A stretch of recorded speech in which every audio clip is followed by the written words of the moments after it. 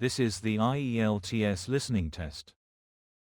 You will hear a number of different recordings, and you will have to answer questions on what you hear.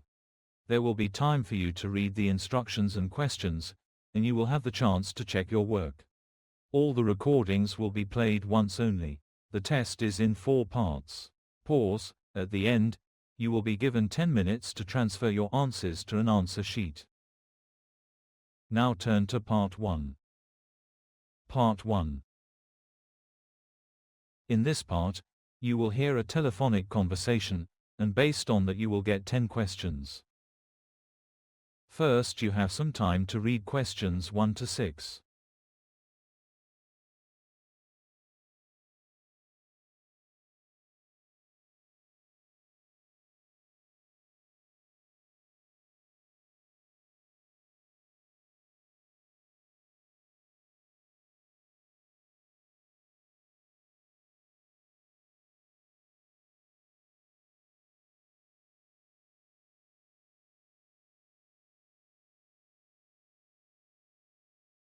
Now listen and answer questions 1 to 6. Hello, Blossomfield Gardening Center. You're speaking to Janet. How can I help you? Hi, Janet. My name's Dylan Price. I'm interested in learning more about your gardening courses for beginners. I just moved into a house with a small backyard, and I'd like to know how to get started with gardening. That's fantastic, Dylan. Gardening is such a rewarding hobby. We run a beginner's course every spring and autumn. Our next course starts on April 8th and lasts for 6 weeks. That sounds perfect. When are the sessions held? Each class is on Thursday evenings from 6:15 to 8:15. All lessons are held here at the Gardening Center, in our training room and demonstration garden. How many people are usually in a class? We keep our groups small, no more than 10 participants, so there's plenty of time for questions and hands-on practice. Who teaches the course? The main instructor is Tom Saunders, a professional gardener with over 20 years' experience. He's supported by several of our staff, who assist with the practical activities. What kinds of topics are covered in the course? In the beginner's course, you'll learn the basics of soil preparation, choosing plants, planting techniques, watering, pest control, and seasonal maintenance. Each week has a practical section where you can try out new skills. That's exactly what I need. Is the course suitable for people with no experience at all? Absolutely. Many people join us with zero gardening background. We cover everything step by step, and Tom always encourages questions. What should I bring to the sessions? Just bring a notebook and wear clothes you don't mind getting a bit dirty. We provide all the tools and gloves you'll need. If you have your own gardening gloves, you're welcome to bring them. Is the course mostly indoors or outdoors? It's a mix. The first 2 sessions are in our indoor classroom, but the rest are outdoors in the demonstration garden, weather permitting. Before you hear the rest of the conversation, you have some time to read questions 7 to 10.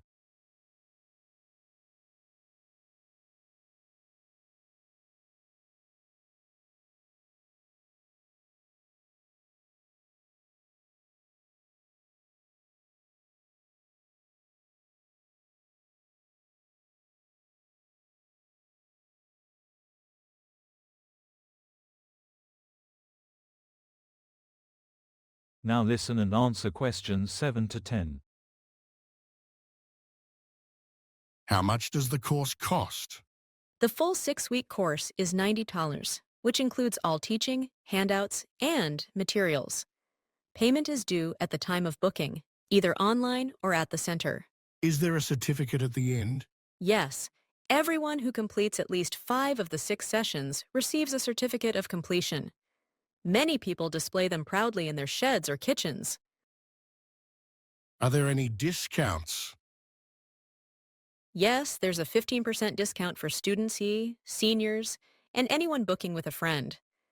You just need to show proof of eligibility when you register.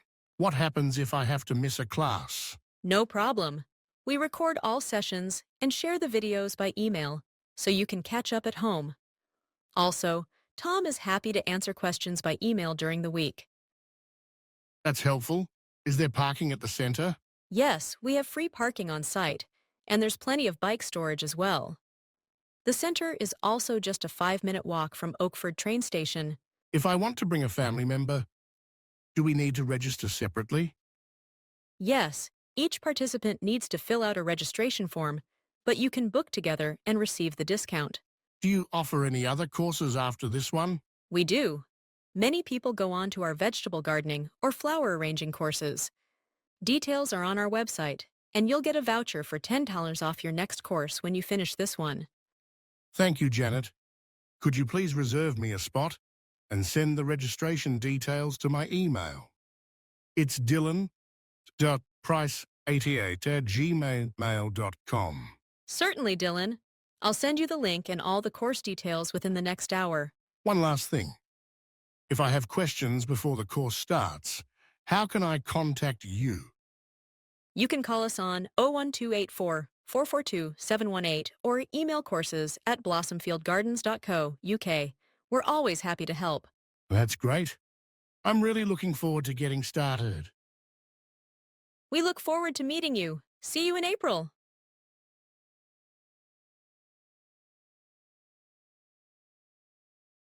That is the end of part 1. You now have half a minute to check your answers.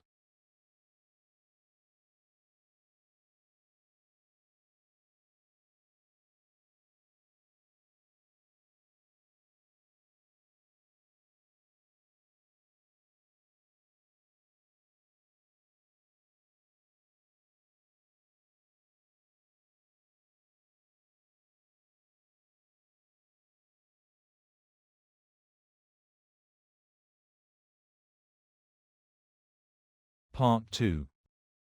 In this part, you will hear a monologue. A person is giving an orientation to a group of people.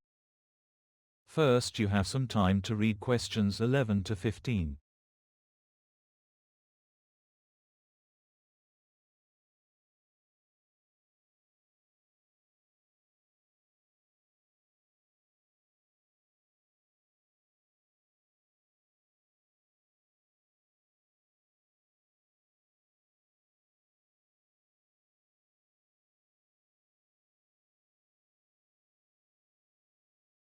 Listen carefully and answer questions 11 to 15.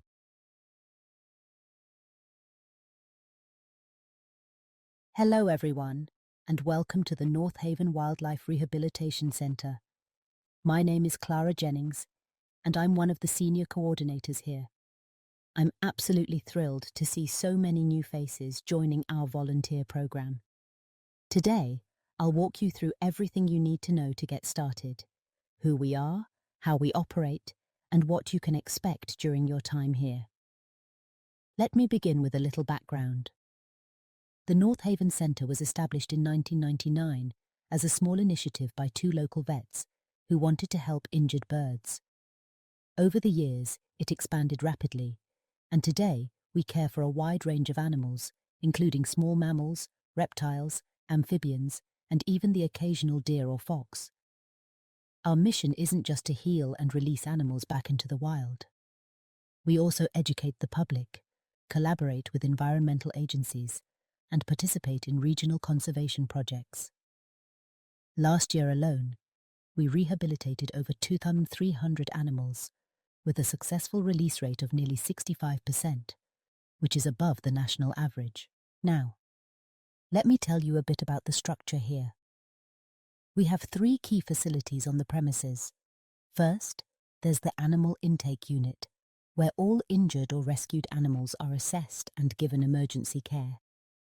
Then, we have the recovery enclosures, which are more spacious and mimic natural habitats to prepare the animals for re-entry into the wild. Lastly, there's the Education Centre, where we host workshops, school groups, and community events. You'll be working in all 3 areas depending on your role.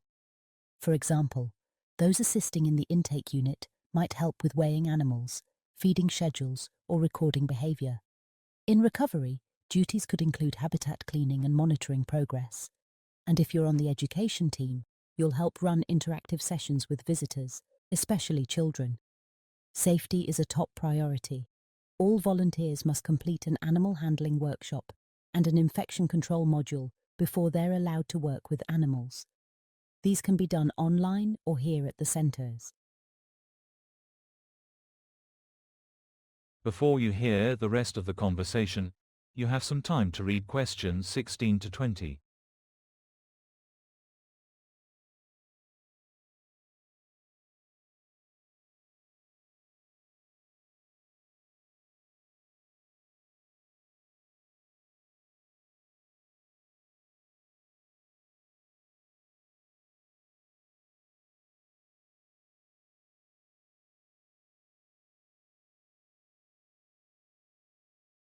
Now, listen and answer questions 16 to 20.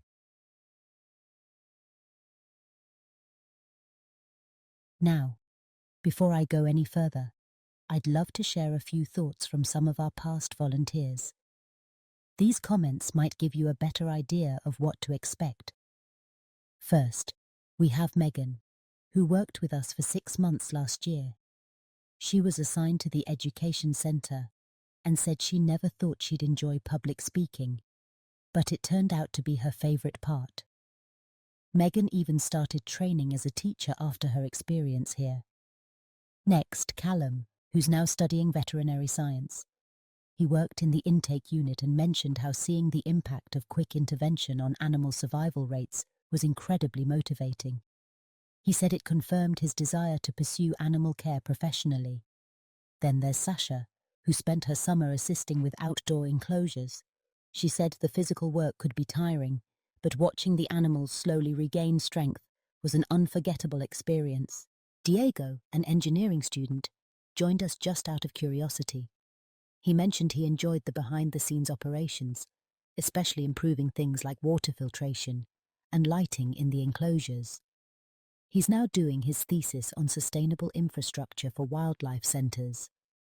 Finally, we have Amira, who was passionate about conservation but unsure how to get involved. She said that being part of a team with shared values really made her feel included, something she hadn't experienced in other volunteering roles. That is the end of part 2. You have half a minute to check your answers.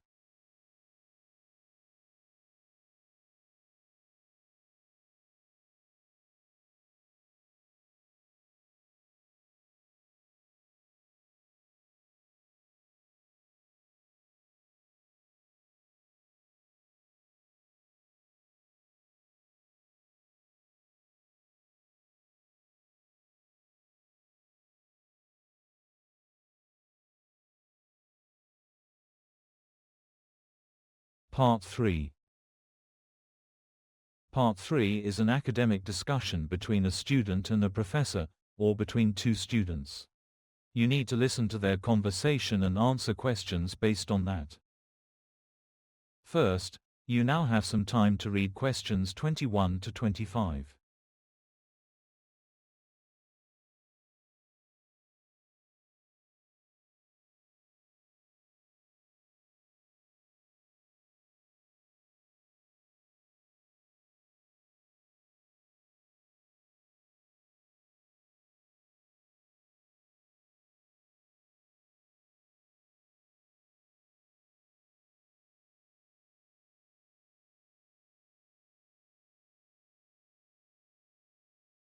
Now, listen and answer questions 21 to 25. Good morning, Nathan. I read through your proposal on remote work and productivity. It's an ambitious topic. How's the research progressing? Morning, Dr. Keller. Yes, I agree. It's quite broad, but I've narrowed it down now. I'm focusing specifically on how remote work affects productivity in the tech industry, with a focus on mid-sized companies. That's a good call. Are you concentrating on any particular region? Mostly North America and Western Europe. I've chosen 5 companies, 3 from the US, 1 in Germany, and 1 in the UK, for the case studies. All of them adopted hybrid or full remote models after the pandemic. Excellent. Are you collecting primary data? Yes. I sent out surveys to employees at each company.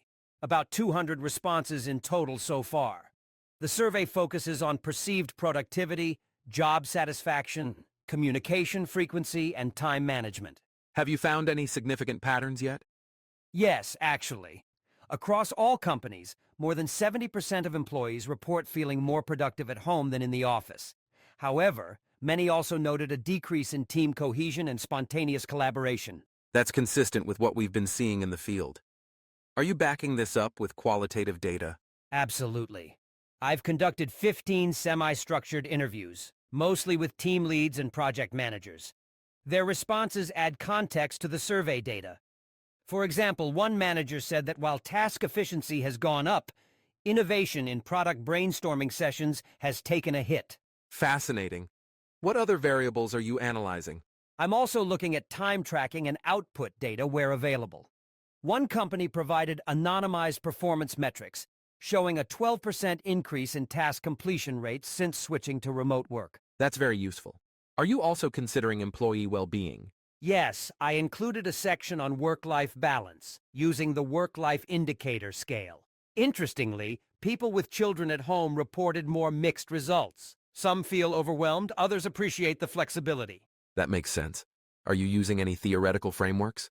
I'm drawing from self-determination theory to explore motivation and Hertzberg's two-factor theory to interpret job satisfaction levels. These are helping to frame the findings more meaningfully. That's a good approach. Don't forget to acknowledge the limitations of self-reported productivity measures. Absolutely. I've included a section on biases and confounding factors. For example, one issue is that people might over-report productivity to justify working from home. Good. What's the total word count so far? Just over 4,200, but I'm trimming some parts of the literature review and trying to make the discussion more concise. I'm aiming to hit the 4,000-word target by Friday. Sounds like you're in control. And what's next? Finalizing the analysis section and then integrating the interview transcripts into the appendix.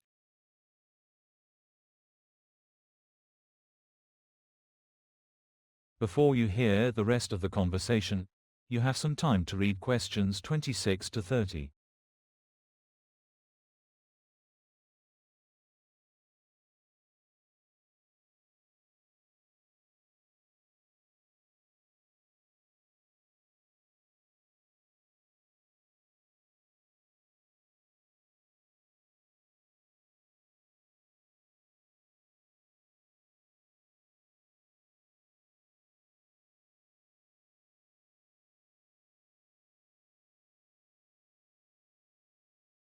Now listen and answer questions 26 to 30.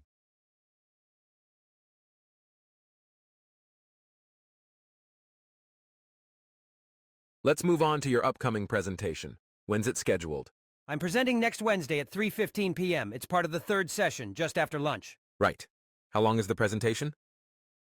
It's set for 12 minutes plus a 3-minute Q&A. I've already outlined the structure, starting with the problem statement, then methodology, findings, and conclusion. Good structure. Are you using slides? Yes, I've created 11 slides. They include graphs comparing productivity levels pre- and post-remote transition, a timeline of company policy changes, and a quote from one of the interviews. Nice touch. Any multimedia? Just a short clip, 20 seconds, showing a typical remote meeting snippet. I'll use it to illustrate how communication has changed. Sounds good. Make sure the video plays smoothly. What's the submission deadline for the slides? We're required to upload them by Tuesday at 5 p.m. I've scheduled to finish edits and upload by Monday evening, just to be safe. Smart move. Are you rehearsing? Yes, I've planned a practice run this Sunday with my study group. They'll give feedback on pacing and clarity. Great. Best of luck, Nathan. I look forward to your presentation. Thanks, Dr. Keller. I appreciate all your support. That is the end of part 3. Now you have 30 seconds to check your answers.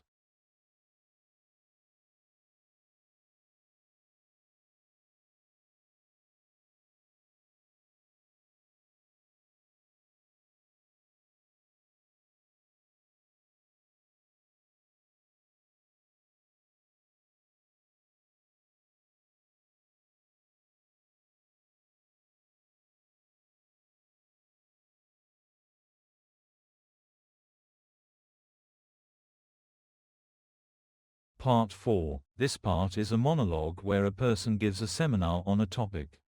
You need to listen and answer all the questions at once. First, you have some time to read questions 31 to 40.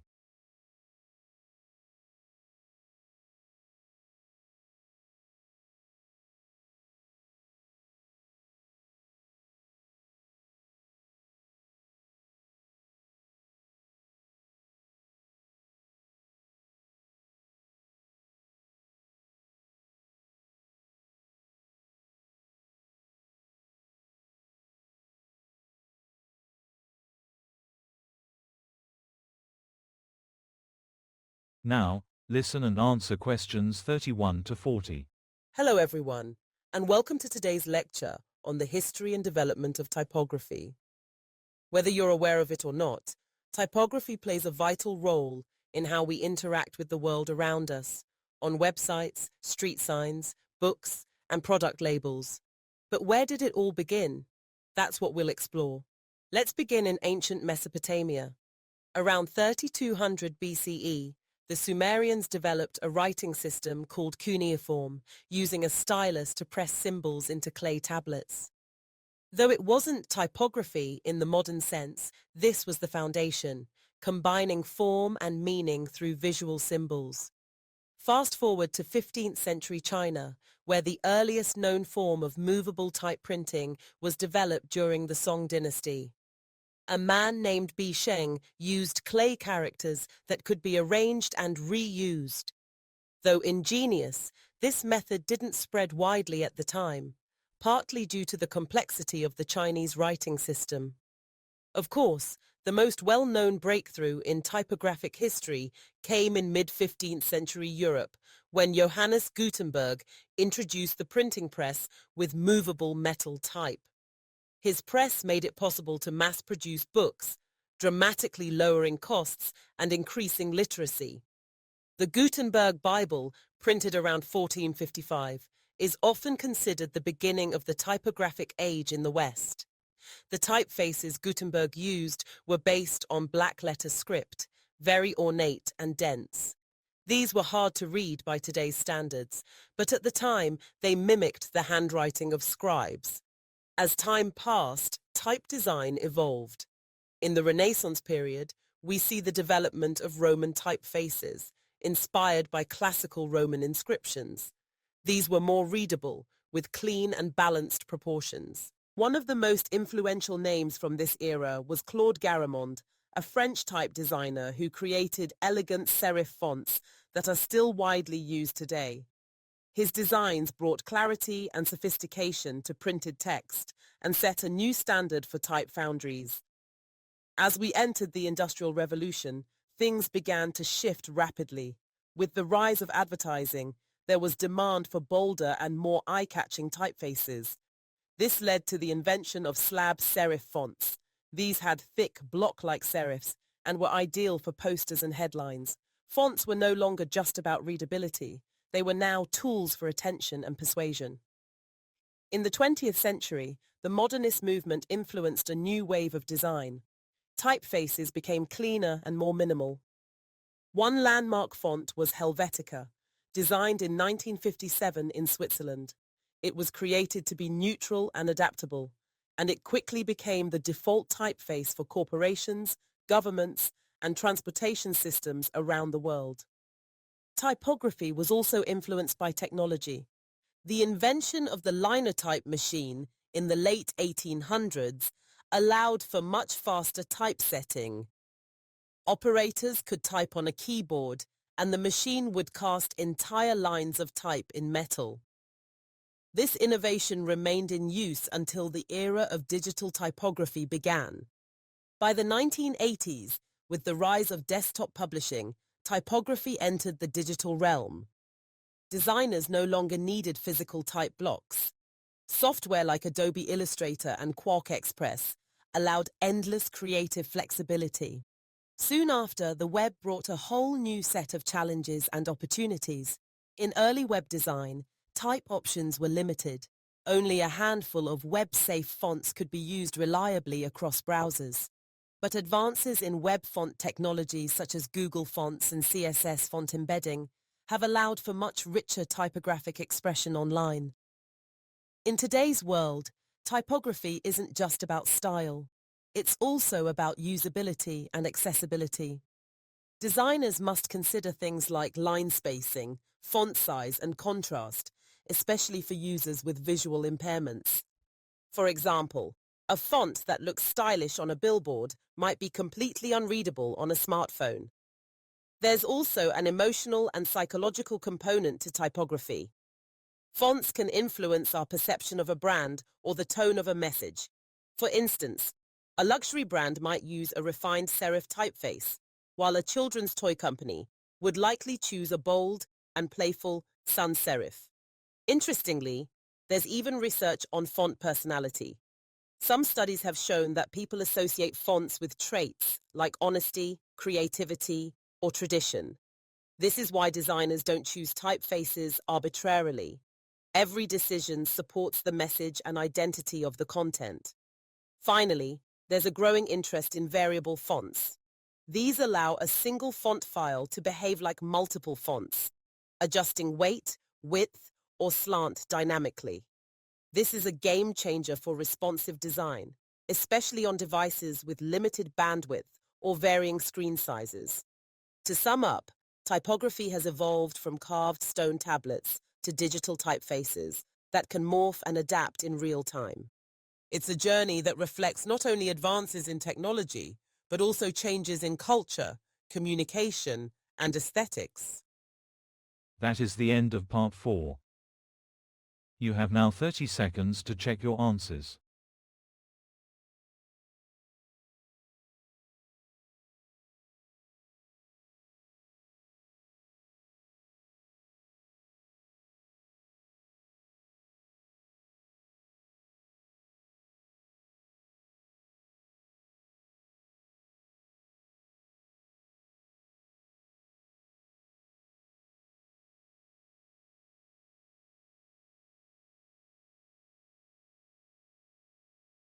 You have now 10 minutes to transfer your answers to an answer sheet.